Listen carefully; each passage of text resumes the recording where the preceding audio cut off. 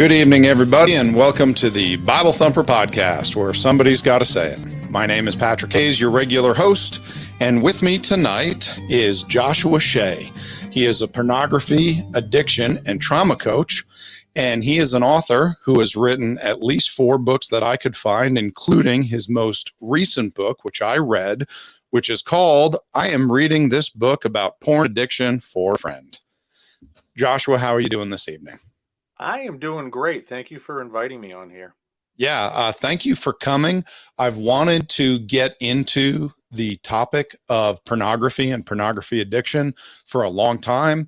So it was perfect. I started searching around and I found your book and it was just wonderful. So got in touch with you and I was glad that you were willing to come on. So first question, how did you get started in this field? I got started at 12 years old when I began my porn addiction. Okay. I am pretty much a textbook porn addict where there was trauma when I was young. It was happening at the same time that I was introduced. The trauma was sexual in nature. It was mental, emotional in nature at the hands of a babysitter. And I had a real rough time with it until a few years later when I discovered pornography. And I don't know how, but that it hit me like a ton of bricks. I was not a porn addict it wasn't a matter of my porn addiction developing. It was there the moment I saw a hardcore pornography magazine when I was 12 years old. Same thing happened to me 2 years later when I got drunk for the first time. I carried both pornography and alcoholism with me for 24 and 22 years, respectively. When all of the proverbial crap hit the fan and I finally was nudged quite hard into recovery, and it finally dawned on me that after losing my job that and being confronted for the millionth time that I needed to get myself straight, which at that point I thought was just alcohol. Once I was in the alcohol rehab for several weeks and I built a relationship with my caseworker, he kept saying, I think you have some issues with sexuality, with pornography, maybe with intercourse itself. I don't know, but I'd like you to talk to somebody I know off campus, because that was just a addiction treatment facility for alcohol and drugs. So I started to meet with, and this was out in California, I started to meet with a certified sex addiction therapist there. And he helped me understand several key things about addiction in general. That, number one, addiction is actually a disease. I had heard that and just was one of those million people who was like, no, it's not. You bring it on yourself. And oh my God, porn addiction, sex addiction. Now there's the disease to have. Yeah, we've heard the I thought jokes. all those exact same things, but he made me realize that addiction is a disease. Porn addiction is a real thing, is a real disease. I had this disease, and that it not only predated the alcohol, it probably caused more overall problems and had more overall impact in my life than the alcohol ever did. And then, as I went through treatment, I'm the kind of guy who is a total geek and a bookworm. I went to the bookstore, which we still had, 8, 9 years ago. And there were books on addiction in general. There were books on alcoholism, to be sure. But there was one generalized book about sex addiction, which was really more about intercourse than anything else. And there are other sex addictions along with pornography. You've also got things like exhibitionism or voyeurism. These can be addictions as well under that umbrella of sexual addiction. And ultimately, my background as a news writer and editor for about 20, 25 years, when I finally got into recovery, I said, you know what, if there are no good resources for this stuff, for the average dude like me, I might as well make them. And the reality is, I do like to read studies. You can give me the New England Journal of Medicine and I'm perfectly happy thumbing through it and seeing what's there and jumping into it. But I know for most people, that's like reading Shakespeare would be for me. It's just not Hmm. going to happen. It's a foreign language. So I started to learn as much as I could.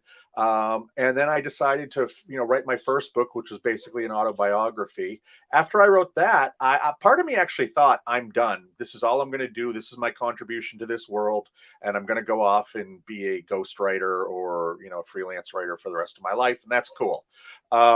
But I got so many emails, and it wasn't from addicts. It was from the partners, the wives, the girlfriends. I did get a few from men who were worried about their female partners, and I did get a few from some homosexual couples, but it was mainly women worried about the men in their life. Usually the wife, usually the girlfriend. I got one from a mom. And they were all just saying, if you got better, how can I help them get better? What can I Hmm. do? Or it's not even that he looked at porn, it's that he shattered my trust. I can't trust any of this. And I was starting to do podcasts at that point for that first book. And one of the podcast hosts was a licensed marriage and family therapist named Tony Overbay. And I went back to him and I said, "Hey, I'm getting all these emails. What the heck are they talking about?" He explained the betrayal trauma in this porn addiction world, how that would work out between the male and the female. And I said, well, they really want to get my point of view, because I guess they can trust me to tell them if their husband or boyfriend is telling them the truth or not, because I had a very keen, English to addict dictionary, an addict to betrayal dictionary in my head, and I could help them understand. So I started to do that absolutely for free and realized just how much information I was getting from them, what their fears were, and just talking about my own personal experience. So I went back to Tony and I said, let's do something. So we did this second book on betrayal trauma, specifically geared toward the female who is partnered with the male addict, porn addict. Hmm. And that kind of blew everything up and made me realize that I wanted, because that still is the best selling book I have out there. And Now, that made what's the me name of that? the name of that book is, I just happen to have it here. He is a Great. porn addict now. Okay, here we go. Now There he's a you go. porn addict. Now what?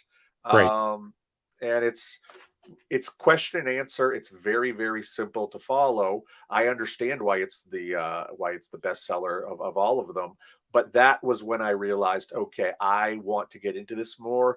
So I actually started going down the public speaking route. I did a Hmm. TED talk. I was speaking at some colleges. I went to several libraries throughout New England.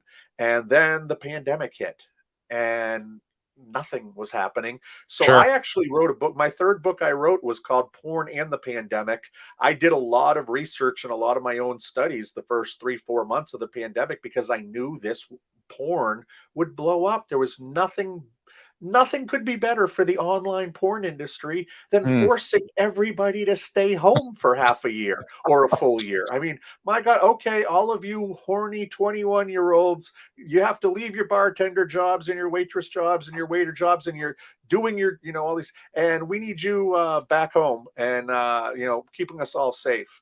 And, but yeah, go see if you can find some online work. Well, a lot of them did find online work that we can get into Hmm. if you want later. But I wrote this book and it got the notice of more of an academic side of things. So that opened up a lot of new channels to me. And then um, last December, somebody kept pushing me to get on TikTok and pushing me to get on TikTok. And I knew the statistics for young porn users, which are Hmm. crazy, but I just, it's another world. I don't know. I don't even watch MTV anymore. I'm an old man. No. And so do it, do it, do it. I finally, relented and went and did it. And that absolutely blew up. Um, Shocked me, because it's kind of funny that I've got a 23-year-old daughter that wants so many followers, and I'm just talking every day about porn. And Yep. wouldn't you know, that's what brings them in. And The coaching, once I hit big on TikTok last December, I was going back to public speaking. I was going back to hit the college circuit again, because that's where I felt like my skill set was best. But I did coach during the pandemic. I got some certifications in betrayal trauma and porn addiction. I also learned how to be a therapeutic disclosure specialist during the pandemic, so I could still bring money in. But I thought I was going to let that go. I started to, begin to book things, and I just realized not too long ago that this coaching thing and connecting with people through TikTok and trying to talk to that younger generation, that next generation, the one that's going to make the biggest difference in this fight, that's going to be ongoing for decades. They're the ones who we need to get excited about it right now. And I'm loving doing that. And that brings me to you today. So tell me, in America, how bad is the problem of porn addiction today? Uh, yeah, it's mighty bad. And most of the trustworthy statistics that we have, Mhm. they come from before the pandemic. So most of them are now getting to be 5, 6 years old because study in just about every aspect of science kind of grinded to a halt, especially fringe things like porn addiction. So these statistics may even be worse today, 6 years later, than they were, because we're talking about the great, shutdown happening in between when we could all look at porn unbothered. And what you see there is you ultimately see an explosion. I mean, I think that's the best way to describe it. You see an explosion of use during the pandemic.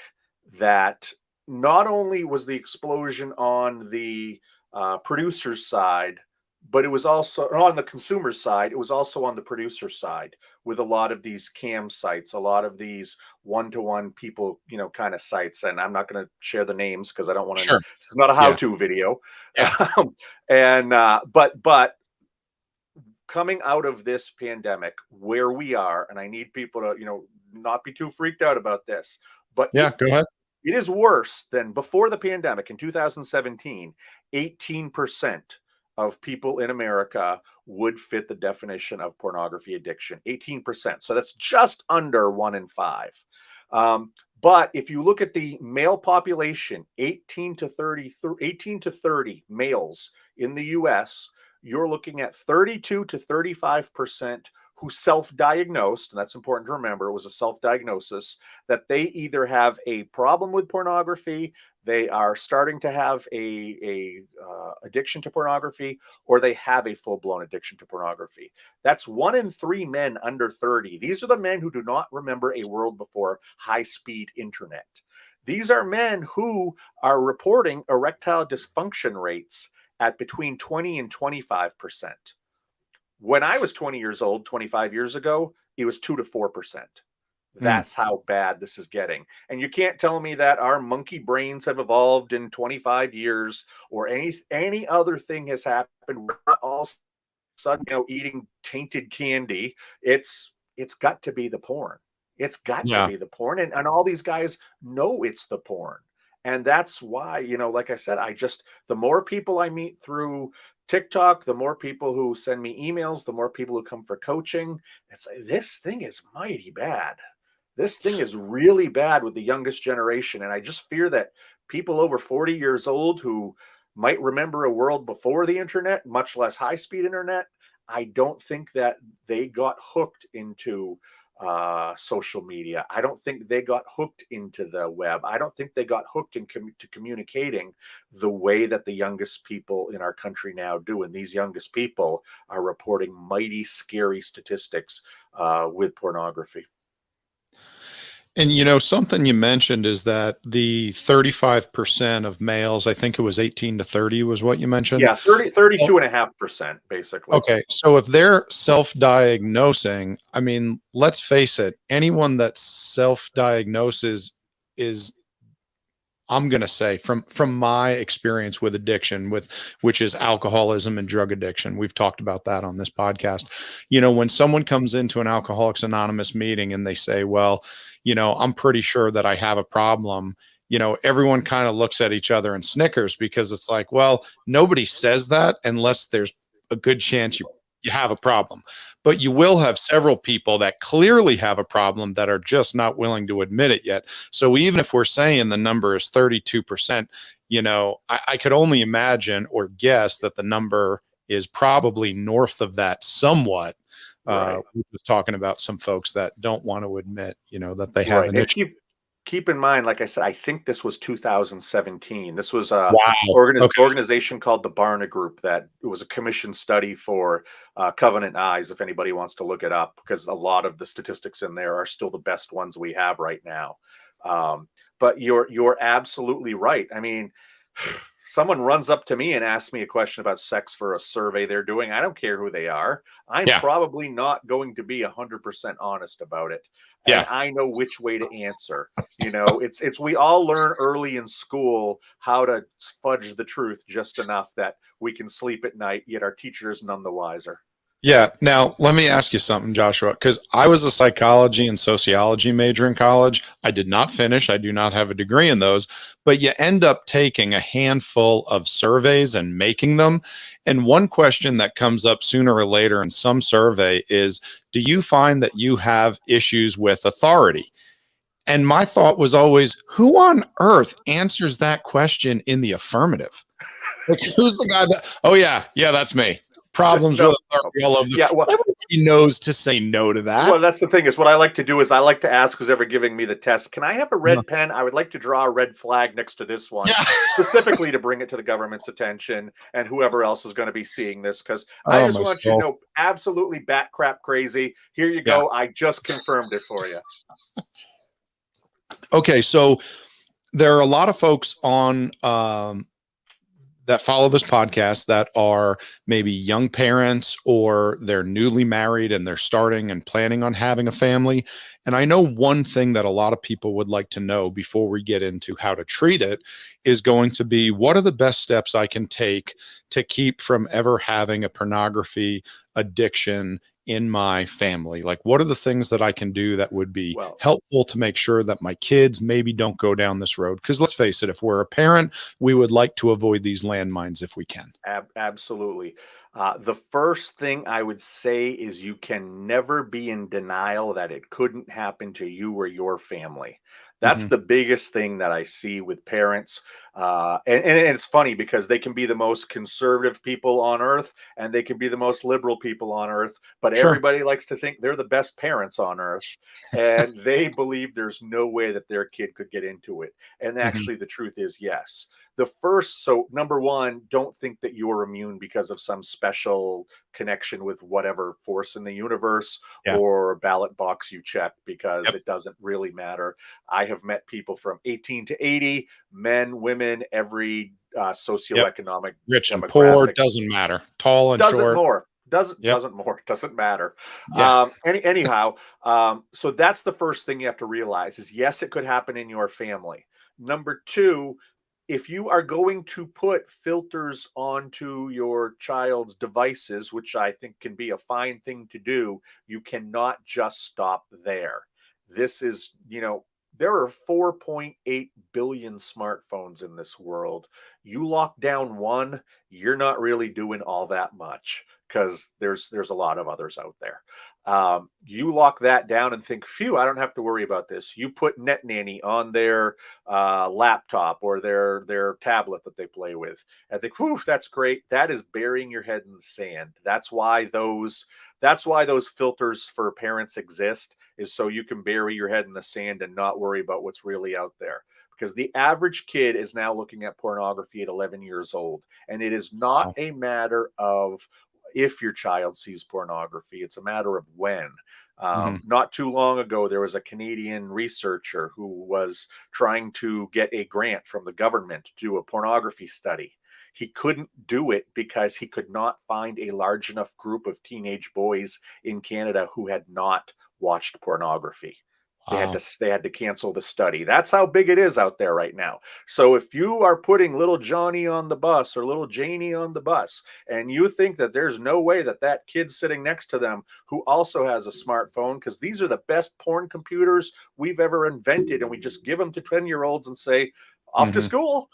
Yeah. That kid next to them on the bus may be showing them some of the latest crap that's floating around the internet as far as pornography goes. That's how most kids see it. They see it because of their friends, and there are just so many devices out there, you cannot block them all. So, what do you have to do? You have to do this little thing called parenting that we need some more of in this Whoa. world. Yeah. Whoa. Whoa.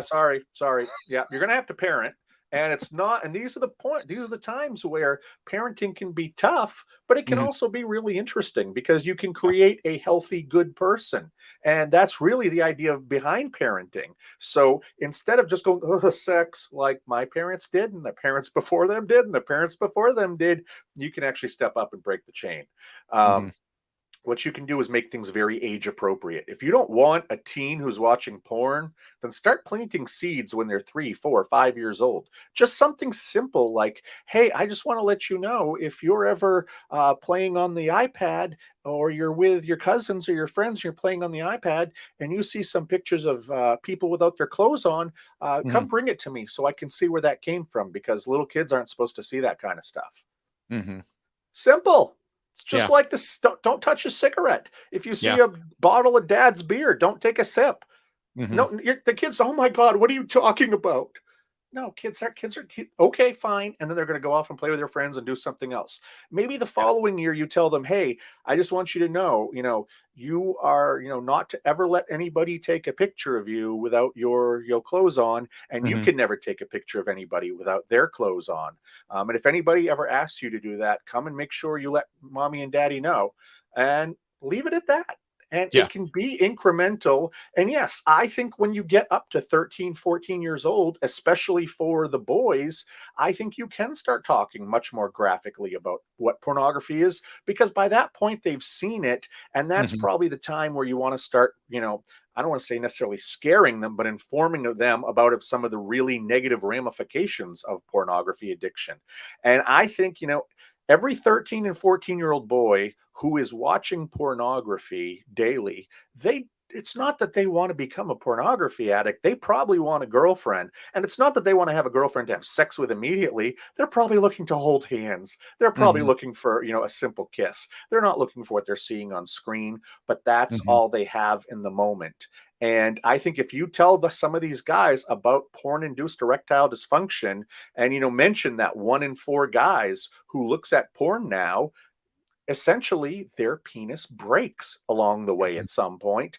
That's absolutely true. So is it scaring them? Maybe, but it's scaring them with the truth. And I Yeah. got to think some 13 and 14-year-old boys might think twice. When you find out what happens to people who use heroin and meth when you're 13 or 14 years old, Yeah. or people who smoke their whole life and this other stuff, I think that, these are the messages we need to share. And ultimately, every parent needs to recognize the do not use pornography speech is not the same as the birds and the bees speech. You and Mhm. I, we've been talking here now for 22 minutes and 50 seconds, according to the clock. We have not described any scene of pornography in Sure. any detail that would bring this beyond a PG rating. You don't have Absolutely. to do that. It's about asserting your rights as a parent to ban certain things in your home and having a reason behind them. And if you're doing cigarettes or alcohol or drugs or whatever you're doing as a parent, banning in your home, you have the right to ban pornography too. And you don't have to go into it and explain because kids are smart. By 10, Mhm. 11 years old, they know what porn is. So don't worry about that. But it's Mhm. okay to ban it in your home. Yeah, really, you can boil it down to step one. The ostrich syndrome for parenting doesn't work. You can't just Yeah. hide your head in the sand and hope Yeah. it's not going to come up. It is coming up, and the kids are going to know what you said needs to needs to be repeated. No matter how much effort you put into blocking sites and blocking phones and doing your due diligence in that realm, it does not matter. It does zero effect because for every kid who has parents who are trying to keep them from these things, there are 1,000 parents that don't put any effort into it. And your kid plays with them, they're friends with them, they're on the bus, they're in the sports programs. The kids are going to come into contact with it. So you just have to bring it up. It has to be part of the conversation. Absolutely. Absolutely. Okay, so let's move on to how do you know if you are addicted to pornography? Well, I think that the important thing is to point out here that addiction, there is no blood test for it. I Hmm. can't tell you you're an addict. Being an addict, all you are doing is meeting a criteria by hitting X amount of symptoms on a list. That's what Okay. being an addict is. And a lot of people won't get help because they don't like the word addict. Well, Sure. then say big fan of, or Yeah. say, hobbyist gone wrong. You call whatever, and I tell my clients when if they're like, I don't like to be called client. It's like, then you tell me what you want me to call you. Sure. Problem user, pretty princess. I'll call you Yeah. whatever you want. It doesn't matter here because what you have done is recognize you meet the criteria for Hmm. this condition. And it's largely addiction is addiction is addiction is addiction. You know that alcoholism didn't take place in your mouth and in your stomach, and Hmm. cocaine addiction doesn't take place in your nose, and uh, gambling addiction doesn't take place in a casino, and porn addiction didn't take place down between my legs. Hmm. All addiction takes place between your ears and your brain. And addiction is addiction is addiction. They all will have their own unique side effects. You are probably going to go bankrupt quicker if you're a gambling addict than if you're a Hmm. porn addict, but you will probably be facing infidelity quicker as a porn addict than you would as a gambling addict, and so on and so forth. But when you look at the dopamine, oxytocin, serotonin, the endorphins, all of those things going on in the pleasure centers, basically you become a slave to your pleasure centers. Some of the main symptoms include losing interest in things that you once found enjoyable so you can use your substance or behavior of choice. uh, things like choosing your substance or behavior over friends. Making promises to yourself is a big one. Tonight I am not going to drink that beer. Tonight I am not going to look at porn. And suddenly, 3 beers into it and 30 minutes into looking at porn, whoops, I couldn't keep that promise to myself yet again. And there are about 10 to 12, most people agree, of these symptoms, and usually 4 to 5 is absolute confirmation that you fit the classification of being an addict. Hey, yippee, or oh, that's horrible. Nothing's different about you than was 5 minutes ago. Now you just have a label if you want to put it on yourself. More importantly, what are you going to do about it? Now, we had one question come in here talking about imposter syndrome and Mhm. also the number of people in the age range we mentioned before, 18 to 30-year-olds, who are being medicated more frequently for anxiety. Mhm. Uh, do you think that some of that could be due to porn addiction, or do you think that porn addiction might come behind that as a way to cope, or both? Well, most people report that their addiction began as a way to cope with strong feelings. Hmm. Usually, those were feelings that caused unresolved trauma that hopefully needs to be resolved later. But yeah, absolutely. If you, I can't think of an addiction that probably doesn't feel really good at first. That's Hmm. why we all get into it. There's something horrible happening in our life, and pornography happens to pass our way, or a drug happens to pass our way, or we take our first trip to the casino, or whatever it is. We find something to use to medicate ourselves, to basically wrap whatever that horrible thing, usually some form of abuse, wrap it up in foil, stick it on a shelf, move forward. And as long as you have your little passenger with you who will always help you in those times when you're low, and God bless America, because I had two of them, porn and alcohol. So I could always find one somewhere. I could always, you can't look at porn in front of people, but you can drink. Hmm. And I was a pretty functional alcoholic as well. And yeah, it's one of those things where you look at addicts, people who do reach that classification, and most have some kind of underlying mental health issue. Now, it's not that most people who have mental health issues are addicts. That's not the Hmm. case. But most people who are addicts also have an underlying mental health issue. So they are absolutely intricately linked. And as far as imposter syndrome goes, it's funny because I was the king of imposter syndrome uh, during my life. I put my life into 7 or 8 different little cylinders, and I played the parts to the hilt. But I was playing, yeah, I thought the best way to live your life was compartmentalized. And it wasn't until I got into rehab, until I got to that second rehab for sex and porn addiction, where I started to do the deeper trauma work and started to understand how, you know what, I can pretend that these are different pieces of my life, but it's just one life. And what you have to do is actually take all these different pieces of your life, put them together like a puzzle. You know, if you didn't have the box putting a puzzle together, you wouldn't know what the picture looked like until you were finished. And that's kind of what recovery has been for me, is putting together all of these different pieces that I very carefully kept apart from one another, and seeing that everything connects. Even though I may not understand how my professional life was affecting my kids' school life, because there was several steps in between, if you sit there and look at a puzzle that's like 100 pieces, you can draw a line to any two pieces by taking a path. And to me that's the greatest analogy for recovery, is you have to take these separate pieces that you've kept apart for so long, put them together and take a step back and see what's in that picture. And then you've got to create the picture that you want it to be. Okay, so somebody gets to the point, they say, okay, I think I have a problem with this. I listened to this podcast, I got on your website. And before we go any further, if you're following us or watching us live on our Facebook and YouTube videos, you can see on the screen paddictrecovery.com. That's paddictrecovery.com. And you can take your smartphone and just scan that QR code. That'll bring you right to Joshua's website. You can find his books. You can find a lot of resources there.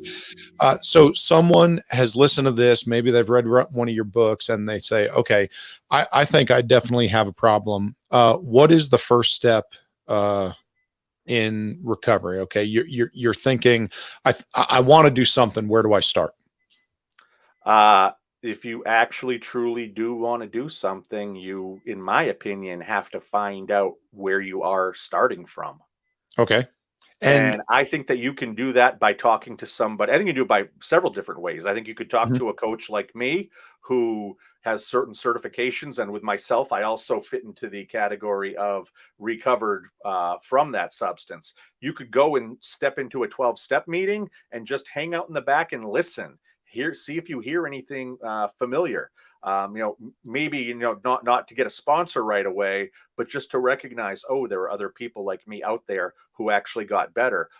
Go sit down with a therapist. Go sit down with somebody who has had this before. I think the most important thing you can do is sit down with somebody who is more of an expert than you, whether that's experientially or academically, who knows their stuff, who has worked with a lot of people, or has simply been in parts of programs that help. And I think, to me, that's the place to start, because that's talking to somebody who has seen success, who knows success, whether they have coached or counseled, hundreds of people who are now doing better, or whether they have been parts of 12-step groups and seen hundreds of people doing better. I think it's important to talk to people who have seen what recovery can do, because if you've seen what recovery can do, you are just absolutely sold on it. It Mhm. makes your life so much better. You almost have to be careful not to oversell it in the beginning, because life just gets so much better. And that's what so many addicts are afraid of, is, Mhm. what am I like minus this? Because this is such a big part of my life. And Mhm. and you mentioned, with alcohol, and same thing here, is that I was at a baseball game in Chicago about a month ago, and man, I remember drinking beer at Fenway Park. I don't think I was sober at Fenway Park for 10 years, maybe 15 years. And I go to a baseball game, I still get a little tweaked. And that probably will always happen. And that's okay, because I have the tools to fight it. But yeah, you know what? They're still playing baseball. You can still enjoy yourself. And, I think that what somebody has to recognize is that recovery is absolutely possible. It's not guaranteed, but it's possible. And somebody who has worked with a ton of people, or is one of those people themselves, I think that's the best place to start, because almost any of us have known so many others that we can say, oh, well, your story is very common. You're right in the middle of everybody. Or, you know what, you may need some help, or you may have a problem that's going to grow if you don't take care of it. Or it might be, holy Snickers bar, let's get you actually to a hospital right now, because there's some pretty bad stuff going on. thank God you stopped and came to us. Um, they can tell you where you are in that cycle. That's one of the things that we have to do when I meet clients for the first time, is figure out where exactly are they in the addictive cycle. So then the idea of inpatient rehab or outpatient rehab or group counseling or one-on-one, you might get a better answer as to what you need once you find someone that has gone through it and can point Absolutely. you in the right direction rather than not knowing which way to go. And I can tell you this, as far as alcoholism and drug addiction, I thought, number one, there is no way out of this whatsoever. And number two, I was completely lost as far as where I would go or what I would do. It was only by going to a rehab and having an initial assessment done, where I was pointed in the right direction, was able to get the help that I needed. And I can tell you, years later, I couldn't believe how much better my life was. I didn't even realize how bad my life was and the problems that I had going on until I went, and got that help. Okay, so let me ask you this. If you are in a committed relationship and you believe you have porn addiction, let's say maybe you found someone locally that was able to help you, a therapist, a group, and you got the response from them that you definitely need to get into recovery, you need help with this, your feelings that you have a problem are correct. Do you tell your significant other, your spouse, about your pornography addiction, your pornography problem? Is that going to help? Is it not? Is it always the same? What are your thoughts?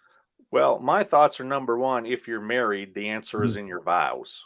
Mhm. For sicker, for better, for worse, it's for sicker, for health, for richer, for poorer. Well, this is a time that you are sick. And Mhm. and here's the thing about addiction is, and this is often why I do speak to the betrayed spouse. They think that addicts watch pornography with the same mindset as somebody who uses recreationally. And Mhm. that's not the case. Somebody who uses recreationally, they are using it almost always as a substitute for actual sexual intercourse or some form thereof. They are looking for a stimulation of the genitals, essentially a stimulation of the mind, and going off to bed. A lot of people, the way that you can, kind of weed them out as being addicts is, do they stop using when they get a girlfriend or boyfriend or gender neutral, whatever is in the middle these days? Yeah, yeah, yeah. Do they stop using? Does their use go almost to nothing? And if it does, odds are they are not an addict. Odds are they are using it Mm. as a surrogate for sexual activity when they don't have an actual partner. That's not how addicts use. I got to tell you, I didn't care what was on the screen probably Mhm. 95% of the time. Maybe the first 5% of the time I watched, I cared, but all I cared about was being able to get to a point where I found something that stimulated my mind enough to cause the orgasm, to cause the release of the chemicals in my mind. That's all Mhm. I wanted. I seriously did not care if I was looking at women or men or something in between, if I was, seeing people get into weird fetishes, because none of it was sexually appealing. I Mhm. saw things that I would run from in the other direction if I saw it in real life. And I've been to Sure. Amsterdam a few times, so I've seen some messed up stuff. But I would not be into some of the stuff that I actually had to watch just to get the dopamine, just to get the serotonin, the oxytocin. And a lot of my clients, when they are in ongoing addiction for a long time, and this was the same thing with me, I'll say, I don't even want to watch. I don't even care. I don't Mhm. want to see it. I wish I didn't have to do this, but I have to. I mean, that's the point they reach. And it's a lot like an alcoholic who, needs to drink because they will get actual withdrawals. They will start to feel sick. That Mhm. is how a lot of porn addicts feel, because again, addiction is addiction is addiction. And once a partner truly understands, he's not watching porn as a substitute for you. has nothing to do with you being pretty. This has nothing to do with your abilities in bed. This has nothing to do with how much he loves you. This has to do with the fact that he's got a brain disease that makes him obsessive towards this thing. And this thing, pornography, is just so tied up into sexuality, so tied up into nudity, so tied up into intercourse that it's really hard to pull apart these two things. And I always try to tell people, I am not anti-pornography because that would be a waste of my time and energy. What I am is pro-healthy sexuality. And Mhm. this is one of those things where if you learn what the addiction is, a lot of times you can understand, or once they go back and do the trauma work, it's very clear why it was pornography. It's very clear how pornography affected their lives and how they got here today. And I can't think of one addict who I've coached where his wife truly caused any problems. And I can't think of any of the betrayal trauma sufferers who I've coached who actually caused these problems.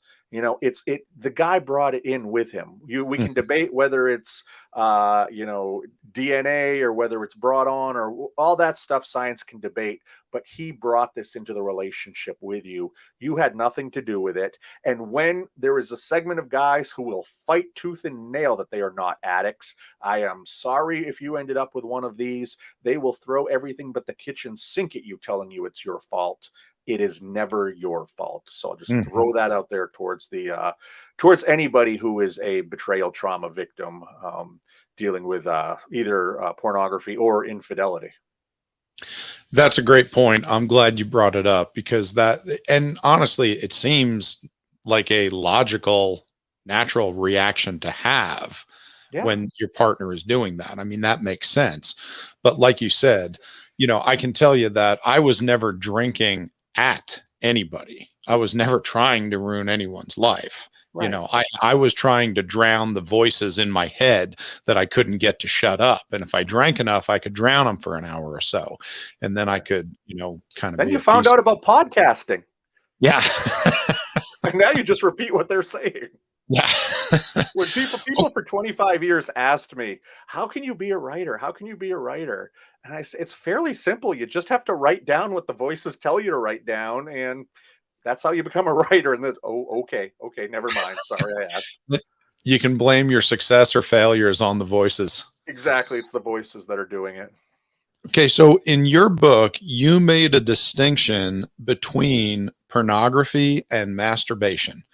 Can you tell us a little bit about that? Because I think naturally you would assume that those would be linked together. A Right. pornography addict, Well, should go hand in hand with pun not masturbation every intended. time.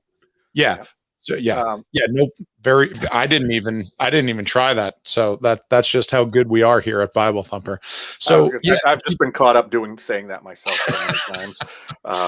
This so this this is a tough subject to not unintentionally throw double entendres sure. out. Yeah, yeah, that's Um, okay. can you ask your question? Sorry. Yes, in your book, you made a distinction between Oh yeah, pornography and masturbation, and I think the assumption for everyone is that the two go hand together. in hand. Yeah. Right, hand in hand. Mhm, Well, it's hard to discuss this.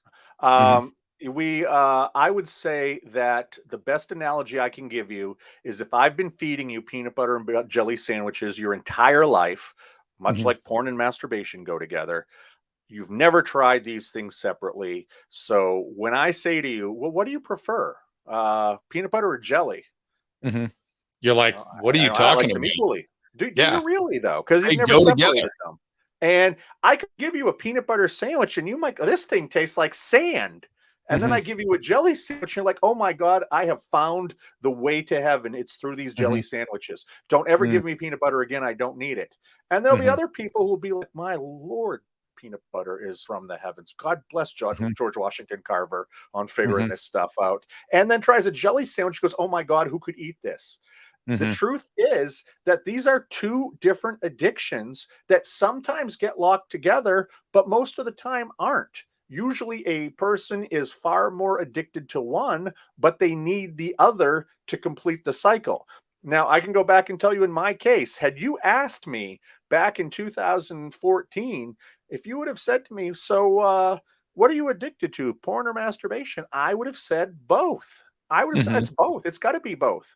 But I'll tell you, when I got into treatment, or even I started, well before I went to that rehab, I started when I was in that first rehab. Um, I um, I recognized once I dropped the porn, the masturbation went to nothing. There were no urges. There was, I mean, none beyond what a normal statistical male would have.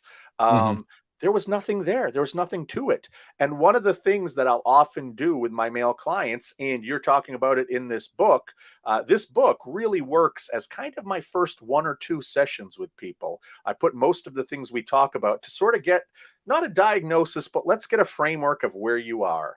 And we have to figure out, are you a porn addict? Are you a masturbation addict? Or are you both? Because most people don't know, because 100% of the time, those two activities have gone together. And I have met people who say they're one, they turn out the other, say that they're both, end up as one, say they're one, end up as both. Every type Hmm. of different thing goes on. So I have found the first most important thing to do in my treatment with people. I tell them, it's like, I know that this is self help that I'm trying to do, but if this is a bookstore, we're not in the self help section, we're in the mystery section, because we have to work on what it is you're actually addicted to. I was wrong about what I was addicted to.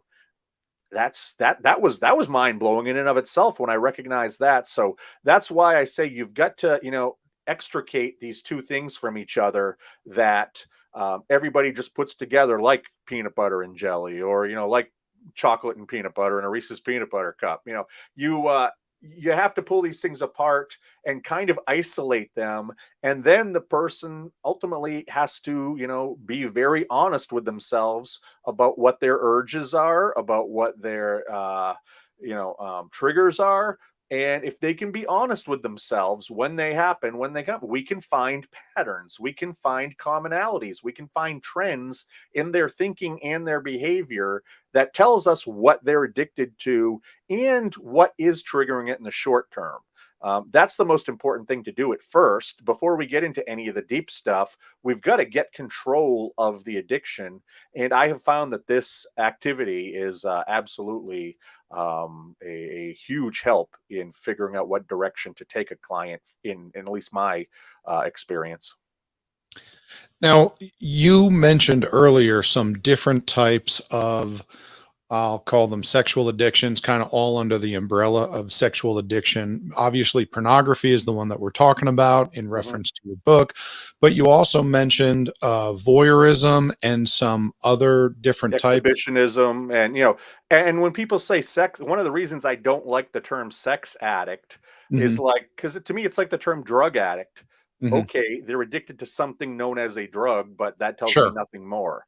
To me, a Specifically, sex it addict, doesn't have. people jump to Mm, intercourse. yeah, And I wish that we could, when you hear sex addict, means a sexual, disorder addict. addiction. And it Yeah. could be intercourse. Hmm. It could be, porn. It could be voyeurism. It could be exhibitionism. And there's 7 or 8 other ones that exist that are, very minute parts of the population, but that do exist. I'd rather see people label it as intercourse addiction, because I still feel kind of weird telling people that I was a sex addict, because I know most people are naturally going to jump to the conclusion, oh, I cheated on my wife, I had sex with lots and lots of Sure. different women. And that's not the case whatsoever. I was Mm. very, faithful on the physical side of things. We can debate whether looking at porn is cheating or not. I think that's something for every couple to discuss as they enter into a relationship together, because you want to be on the same page, because it's going to come up later.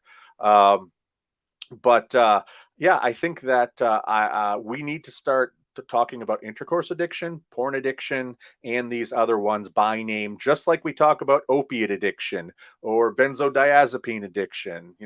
Different drugs out there. We get more specific. You call someone a drug addict, you don't really know what to think, because there are so many Mhm. different drugs out there. There are so many different sexual disorders as well.